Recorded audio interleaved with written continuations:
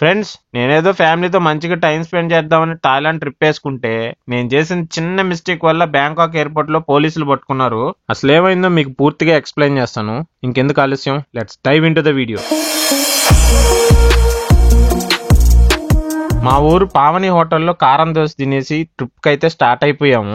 దీనమ్మ జీవితం అది తిన్నాక కడుపులో మంటెత్తుకుంది. సరే మెడిసిన్స్ వేసుకుని కింద మీద పడుతూ మధ్యలో చిన్న పని చూసుకుని ఎయిర్పోర్ట్ కి అయితే ఫైనల్ గా వచ్చేసాం. వచ్చి రాగానే ఎయిర్పోర్ట్ లో అయితే ఈ షాప్ మీద పడ్డాం. షాప్ అంతా ఒక లుక్ వేసి ఒక వాటర్ బాటిల్, ఒక ఆర్బిట్ బాక్స్ అయితే తీసుకున్నాం. జనరల్ గా ఎయిర్పోర్ట్ లో ఏం కొన్నా కాస్ట్ ఎక్కువ అంటారు. అక్కడ వాటర్ బాటిల్ కొన్నాక దాని రేట్ చూసి నాకు ఫ్యూజులు ఎగిరిపోయాయి. 1 లీటర్ బాటిల్ 130 రూపీస్ అంట. సరే అని అవి తీసుకొని ఇంకా లగేజ్ చెక్ ఇన్ చేద్దామని వెళ్ళాం.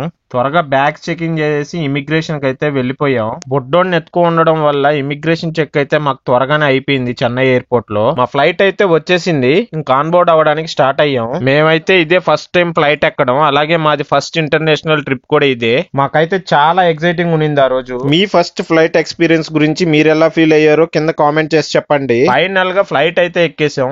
ఎక్కిన వెంటనే టకటక ఒక 4 ఫోటోలు అయితే తీసుకున్నాం. ఇక్కడ నుంచే నా దరిద్రం స్టార్ట్ అయింది. నా సీట్ బెల్ట్ సరిగ్గా పడలేదు.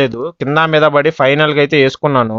ఏందిరా ఫ్లైట్ లో పొగలు వస్తున్నాయని చూస్తే అది ఏసీ అంట. ఇంకా ఎయిర్ హోస్టెస్ అన్ని ఎక్స్ప్లెయిన్ చేశాక ఫ్లైట్ అయితే స్టార్ట్ అయింది. నాకైతే చిన్న టెన్షన్ లేదు అది టేక్ ఆఫ్ అయ్యేటప్పుడు. థాయిలాండ్ లో ఎప్పుడెప్పుడు అడుగు పెడతామని 3.5 hours వెయిట్ చేశాక ఫ్లైట్ అయితే బ్యాంకాక్ ఎయిర్పోర్ట్ కి చేరుకునింది.